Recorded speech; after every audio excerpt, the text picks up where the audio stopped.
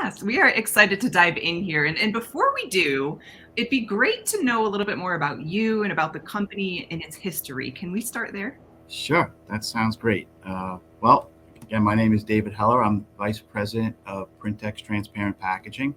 And Printex Transparent Packaging, the combined company, is the largest clear folding carton company in North America. And, we're pretty well positioned as an industry leader, within our business. That's excellent. Thank you for Thank all you. of that. Yep.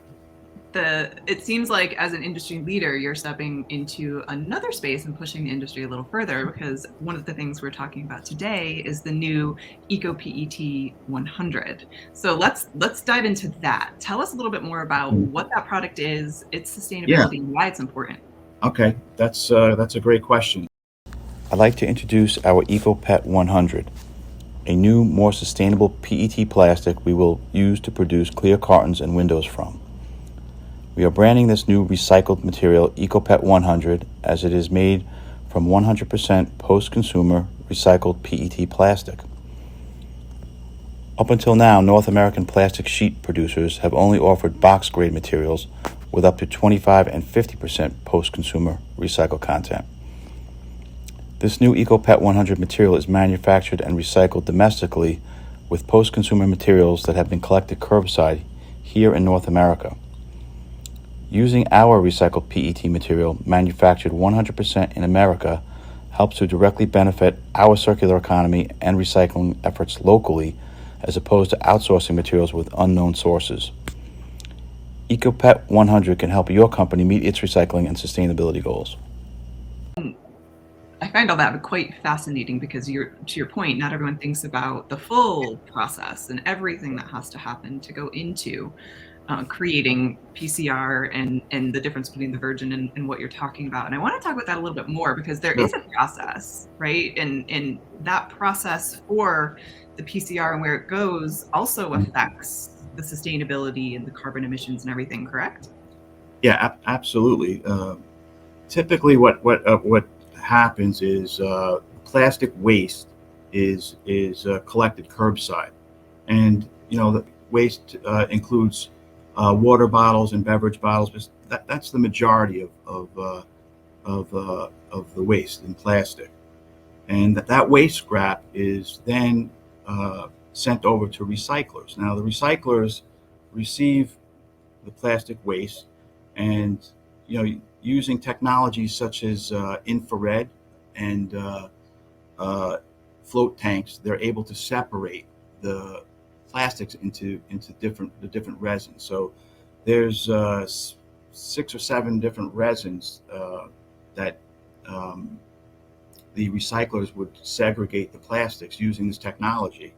And the good news is that PET is the biggest category of resin due to the bottles, because all the bottles are made from PET, and our packaging is made from that same PET material. So, um, you know, it stands to reason that the boxes we produce could be recycled in the same stream, the same PET stream, as it's the same material. So after the separation process takes place, the materials get grinded up, they get washed, they get disinfected, and it gets converted into like a clean flake. So this will give you an example of like what that might look like. Clean, like a clean plastic bottle and scrap flake. And this clean flake is then melted down into resins and converted to many different products. The nylon for clothing, industrial products, household building products, you name it. There's a multitude of products that are made from recycled resin. And the beauty of this is it can be done over and over again. It can be done many times over the recycling process. But in our case, the PCR resin is extruded into clear sheets, and which in turn we take those clear sheets and then we convert those into boxes. So this would be an example of a PCR sheet on the right, and I don't know if you can see, and Mhm. a virgin sheet. Mhm. And you can see the clarity of the two sheets are very similar. Mhm. Yeah. I don't know that a naked eye would be able to tell the difference between those two. Yeah, the quality of the recycled content has gotten so good that the end product is a very high quality, Mhm. and that's what we kind of need for cosmetic and health and beauty packaging. Right. So, David, you mentioned in the beginning that this is like a cyclical process, right? We've talked about the benefits of having it done domestically so that you don't have those ships and that carbon footprint. You've talked about how the product is found and then made. So now if I'm a consumer and I'm, shopping and I go buy something and I feel good about it because it's 100%, right? It's Eco 100. It's there and I feel good about that, but then I discard it. What happens then? Well, then it would be collected curbside, and it technically could be recycled in the same stream as the PET bottles. So And it can go through the process again. yes, yes, you can go through the process many times, many times. Wow. Okay. So you just picked up and showed the difference, in the clarity of that. But what is it about that flake, as you called it, and you showed us that example there of those flakes, right? That they're recycled. It's clearly hard, not anything the naked eye is going to see.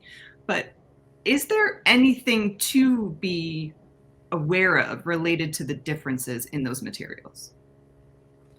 Not really. As far as the consumer would not be able to detect the recycled content. Maybe in a huge stack, we can see that there's, you know, the material has lost some of its clarity, but Mhm. in a single sheet, to the naked eye, it's almost impossible to detect. And what And, about on the brand side, so the major brands and the manufacturers who are looking to make this choice? What's the advantage there for them? Well, Chloe, for the manufacturers and their brands, EcoPET 100 is a win-win. Corporations can now meet their sustainability goals given the significant amount of post-consumer recycled content in our EcoPET materials.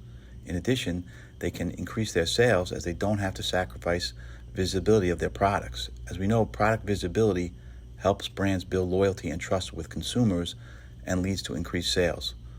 For the consumer, the benefits of EcoPet are clear. The consumers still get to see what they're buying and feels good about making a more sustainable choice while they contribute to their circular economy.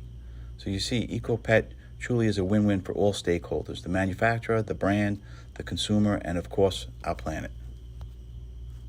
Hmm. Would you say, because I know, Printex transparent packaging has real sustainability goals and a focus and a mission around that. Are you seeing that becoming more widespread in the industry and people starting to lean that way? yes, more and more companies are ramping up their recyclability and sustainability goals. And Mhm. this 100% PCR material will help meet those challenges. And, as more PCR is used, less need for new fossil fuels, like I said, and more investment will take place, and this will lead ultimately to more recycling. Yes. Yeah. Well, that we love. And I think one of the things that I know I hear a lot, and I'm sure other consumers out there hear, is around the idea that aluminum or glass are actually better in terms of recycling, and we should be getting away from plastic. But I believe there's some knowledge around that related specifically to the PET and that 100% that you're able to do now that changes our view on that. Can you tell us more about that? Well, one of the things I would like to do is recommend this book, The Plastics Paradox by Christy Ormet. I'd like to recommend this for anyone that is interested to learn more about plastics and the environment. In this book, Chris, speaks in plain English. It's very easy to understand, and he lays out the facts and the science of how plastics have been unfairly villainized. When in fact, these materials usually are the best solution, and they cause the least impact on the environment. Today's society plastic is everywhere. It's in our clothing, it's in our computers, our cars, everywhere. Without plastics, our carbon footprint would be much higher. So we should embrace these materials and continue with our recycling efforts. The Thank plastic you. paradox. Excellent. Yeah. That is something that I think would interest a lot of people, because it is sort of counterintuitive. I feel like we've been drilled into our minds a lot that, you know, plastic is bad, avoid the plastic. But we're not acknowledging, as you have there, that that's changing, and what we're able to do with plastic and how we're able to reuse it has shifted, and we can shift our mindset because of that. Yeah. Well, you know, Chris is a PhD and a polymer scientist, and I think that, you know, we need to investigate the facts and then follow the science. And a lot of what's happening in today's society is really based on emotion and not on the facts and the science when it comes to plastics. Yeah. Yep. So again, everybody, that was the plastics paradox. Pick that up and you can educate yourself on what is happening there and how we can shift our mindsets and appreciate the plastic around us. Let's let everyone know how they can get in touch with you and where to reach out to. You can contact me directly. My email address, dheller@ptpackaging.com. Excellent. And as we're wrapping up this interview, what are the final thoughts you want to leave everybody with about what you're doing and how you're really pushing the industry? Yeah, I think, you know, hopefully people will take another look at plastic packaging and reconsider, because there are many benefits.